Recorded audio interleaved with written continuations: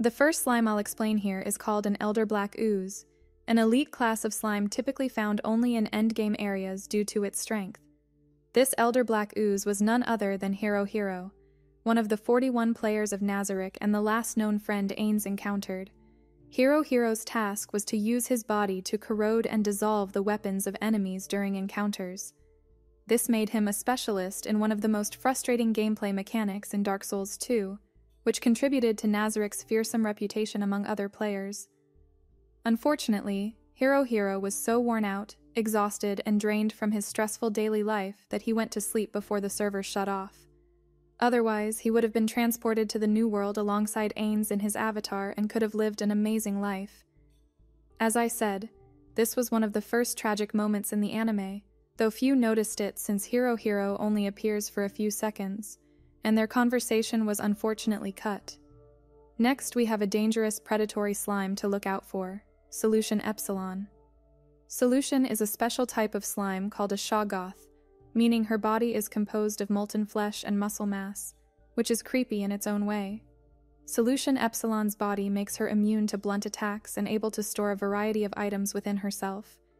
In other words, she likely has dozens of items and scrolls floating inside her, which she can use freely due to her assassin class.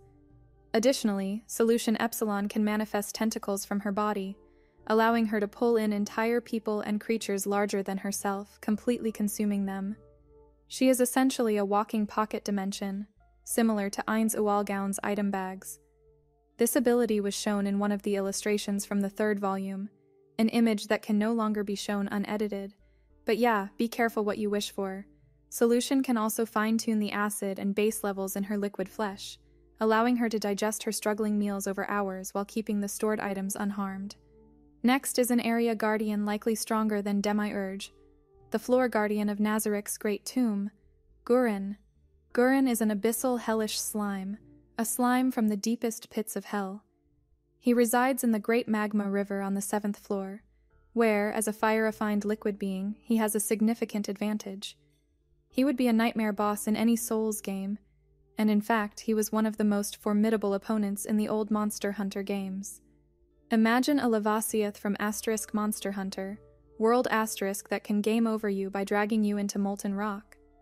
Gurren's strategy is simple yet effective. He uses the obvious tactic of letting enemies sink into the magma stream. Additionally, Gurren was tasked with burning the remains of the people of Riestes, whether they were alive or dead, after Mare buried about 1 million people under the rubble and ash of what was once the kingdom of Riestes' capital. This was to prevent the outbreak of diseases.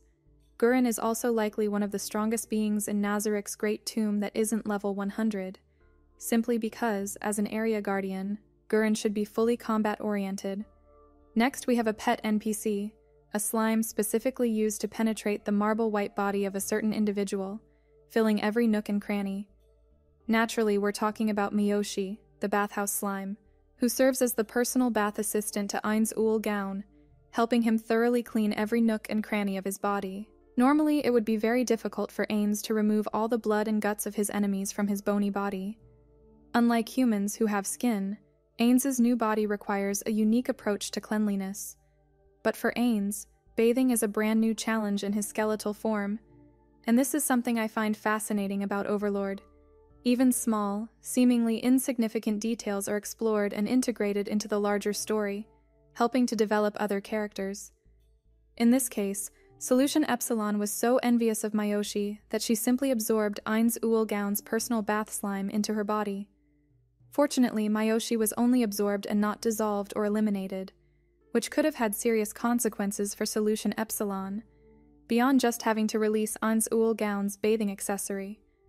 But as I said, I enjoy seeing that the usually cold and composed Pleiades maid, Solution, also has this darker side that she sometimes shows within the Great Tomb. Apparently, jealousy over Ains's attention can indeed bring some disorder to the tomb. Miyoshi is doing fine now and can proudly say he's been inside Solution. Now, moving on to another player of Nazarick's Great Tomb, someone Solution certainly couldn't pull this stunt on. Bukubuku Chagama, the elder sister of Peroncino, who was also a slime. Initially, she struggled to find a guild or group until she met Touch Me and Nine's own goal, the precursor organization to Ains Ualgaun. Bukubuku Chagama's role was to manage enemy aggression, essentially acting as a decoy so that bosses would focus on her, allowing teammates with lower defense but high damage potential, like Peroroncino as an archer and Olbert Alain Odal as a mage, to unleash powerful attacks. This is a challenging role as her mistakes could endanger other team members. Bukubuku Chagama was also relatively intimidating and seemed to have her brother under control. She could also use her voice effectively, as in real life she was a voice actress, something Schäärgocks admires as a profession that breathes life into other beings. For Schäärgocks, who was created by Bukubuku Chagama's brother, this is a truly awe-inspiring skill. Moving on to an interesting invention. In the Middle Ages, hygiene standards weren't as high as they are today. Don't get me wrong, it wasn't as bad as Hollywood often shows, but without knowing about bacteria or viruses, people couldn't really defend themselves effectively.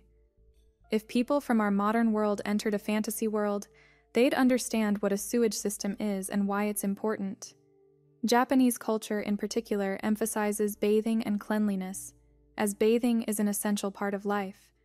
So it makes sense that human cities would have sewage systems, though without treatment plants or magic. Instead, there are sanitary slimes, sewage slimes that feed on the sludge in the sewer system. They're similar to Grimer and Mook from Pokémon, an elegant, fantasy-inspired solution to a problem that, as we know, was only resolved a few hundred years ago, with aqueducts existing in ancient Rome and the Aztec Empire. There are also other types of slimes in Overlord's world. For instance, there's a fiber-eating slime, a type that consumes wood fibers but can also nibble away at clothes. It's practically the most anime-style slime imaginable. Alright, that covers slimes in Overlord's vast world. Now it's your turn. What are your thoughts on this video and topic? Which slime do you find the most interesting? Let me know in the comments. And this channel, Die Mindfehler, was made by me, Schäärgocks, and I use almost a woman to narrate my video scripts without my strong German accent, since a lot of you didn't like it.